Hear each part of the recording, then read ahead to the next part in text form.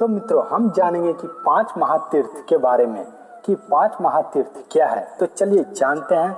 तो बने रहिए हमारे साथ इस वीडियो के अंत तक। पहला तीर्थ तीर्थ है। नरोत्तम नाम का एक तपस्वी ब्राह्मण था। वह माता पिता की सेवा छोड़कर तीर्थ यात्रा के लिए निकल पड़ा। तीर्थ सेवन की महिमा से उसके गीले कपड़े आकाश में सूखते थे। इस चमत्कार से उसके मन में अभिमान उत्पन्न हो गया। वह आकाश की ओर देखकर कहने लगा, मेरे समान दूसरा तपस्वी कौन है जिसके वस्त्र आकाश में सूखते हैं। इस वाक्य को पूरा होते होते उसके मुंह पर बोगले ने बीट कर दी। ब्राह्मण क्रोध से आग बबूला हो गया। उसने बोगले को शाप दिया जिससे वो जलकर भस्म हो गया। इस शाप से ब्राह्मण की तपस्या नष्ट हो गई, जिससे उसके वस्त्रों का आकाश में सूखना बंद हो गया। इस घटना से ब्राह्मण को वेदना हुई। तब आकाशवाणी भी हुई, ब्राह्मण तुम मुख चंडाल के पास जाओ, वहां तुम्हें धर्म का ज्ञान प्राप्त होगा। ब्राह्मण मुख चंडाल के पास पहुंचा। उस समय मुख चंडाल अपने पिता माता की सेवा में तन्मय था। इस सेवा से प्रसन्न होकर भगवान विष्णु उसके घर में निवास करते थे। माता पिता की सेवा की महिमा से उसका घर बिना खंभों के आकाश में टिका था। ये देखकर ब्राह्मण को बहुत आश्चर्य हुआ और उसने मुख चंडाल से आकाशवाणी की बात सुनाई और प्रार्थना की कि आप मुझे ज्ञान का उपदेश दें।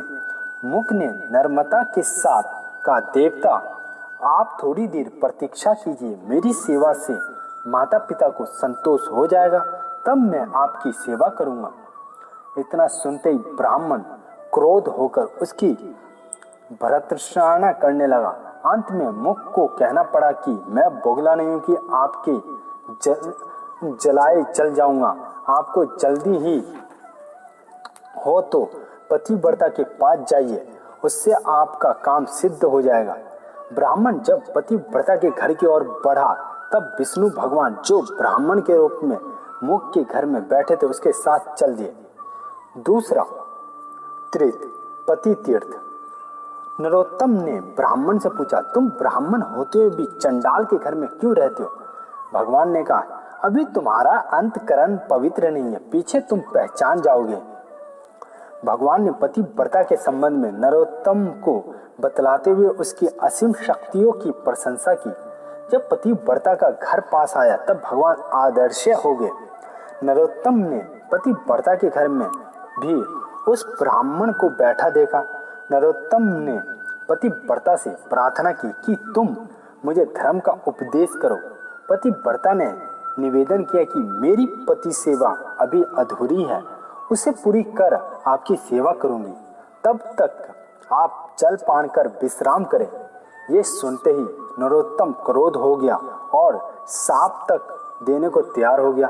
तब पतिव्रता ने कहा, महाराज, पुत्र के लिए जिस तरह माता पिता की सेवा बढ़कर दूसरा धर्म नहीं है, उसी तरह पत्नी के लिए पति की सेवा से बढ़कर अतिथि आदि की सेवा नहीं है। इसलिए पति को अपनी सेवा से संतुष्ट कर लूंगी, तभी आपकी सेवा कर पाऊंगी। यदि आपको जल्दी है तो आप तुलाधार वैश्या के पास जाइए। नरोत्तम तुलाधार वैश्या के घर की ओर बढ़ गया। तीसरा तीर्थ समता तीर्थ। ब्राह्मण रूपीधारी भगवान नरोत्तम के पास फिर आए और बोले, ब्राह्मण चलिए, मैं आपको तुलाधार के पास ले चलता हूँ।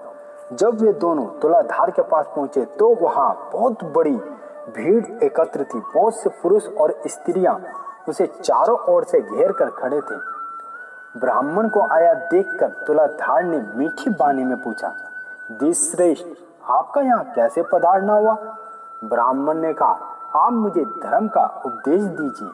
तुलाधार ने कहा, महाराज, मैं वेश्या हूँ, व्यापार मेरा मुख्य धर्म है। व्यापार संबंधी बातों में पहर भर रात बीत जाएगी। आपका आतिथ्य करना मेरा धर्म है, किंतु व्यापार मेरा परम धर्म है। उस परम धर्म के पूरा होने पर ही मैं आपकी सेवा कर पाऊंगा। अतः आप धर्माकारक के पास जाइए, मैं व्यापारियों की गुत्थियां सुलझा रहा हूँ। इस तरह व्यापारियों में समरूप से व्याप्त परमेश्वर की ही सेवा कर रहा हूँ।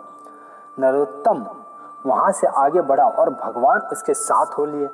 नरोत्तम ने ब्रह्म रूपी धारी भगवान से पूछा, तुलाधार में क्या विशेषता है? भगवान ने बताया कि वह तुलाधार अपने वैश्या धर्म में स्थिर रहकर सभी प्राणियों में भगवान को देखता हुआ वैश्या धर्म का व्यवहारिक उपदेश देता रहता है। इस तरह प्रातः से रात तक सबका भला करता रहता है। तीसरा तीर्थ, चौथा तीर्थ अद्रोह तीर्थ। नरोत्तम ने ब्राह्मण से धर्म कारक परिचय पूछा। भगवान ने बताया, एक बार एक राजकुमार को कहीं बाहर जाना था। उसे अपनी पत्नी की सुरक्षा की चिंता थी। धर्म कारक के पास अपनी स्त्री को रखने में उसे संतोष था। वो अपनी नवयुवती स्त्री को धर्म कारक के पास ले गया और उससे प्रार्थना की कि आप 6 महीने तक मेरी पत्नी की रक्षा भार वहन करें और उन्हें साथ में रखें। तब धर्मकार ने कहा, राजन, मैं आपका सगा संबंधी नहीं हूं, तो फिर अपनी पत्नी को मेरे पास छोड़कर अपनी निश्चित कैसे रह सकेंगे? राजकुमार ने दृढ़ता के साथ कहा, मैं आपके चरित्र से अवगत हूं और निश्चित होकर ही आया हूं। आप मेरी बात ना ठुकराए। धर्मकारक को राजकुमार की बात माननी पड़ी। धर्मकार ने बहुत ही सावधानी के साथ राजकुमार की पत्नी की देखभाल की। 6 महीने तक उसने अखंड ब्रह्मचार्य का पालन किया। उसकी साध्वी पत्नी भी पति के कार्य में ही प्रसन्नता पूर्वक हाथ बटा रही थी। 6 महीने बाद जब राजकुमार परदेश से लौटा तब सीधे धर्मकारक के पास आया। रास्ते में लोग कई तरह की बातें कर रहे थे। किसी ने राजकुमार से कहा, भाई, तुमने अपनी स्त्री धर्मकारक के पास सौंप दी है, वह अपने आप को कैसे संभाल सकता है? यही बात बहुत से लोग दोहरा रहे थे। धर्मकार तो सब कुछ जान ही लेता था। राजकुमार से कहीं जानने वाली ये बातें थी कि उसे ज्ञात हो गए कि उसने लोक पावाद हटाने के लिए एक योजना बनाई। अपने दरवाजे पर लकड़ियों का एक ढेर लगवाया और उसमें आग लगा दी। ठीक उसी समय राजकुमार उसके पास पहुंचा। राजकुमार ने धर्मकार अपनी पत्नी को देखा। दोनों बैठे हुए थे। पत्नी तो पति को देखकर अत्यंत प्रसन्न हो रही थी, किंतु धर्मकार चिंतित था। राजकुमार ने धर्मकार से पूछा, मित्र, मैं बहुत दिनों तक बाद आपके पास लौटा, आप मुझसे बात क्यों नहीं करते? चिंतित क्यों हैं? धर्मकार ने कहा, मित्र, लोक निंदा के कारण मेरा किया कराया सब चौपट हो गया। अतः मैं अग्नि में प्रवेश करूंगा। देवता और मनुष्य मेरे इस कार्य को देखें।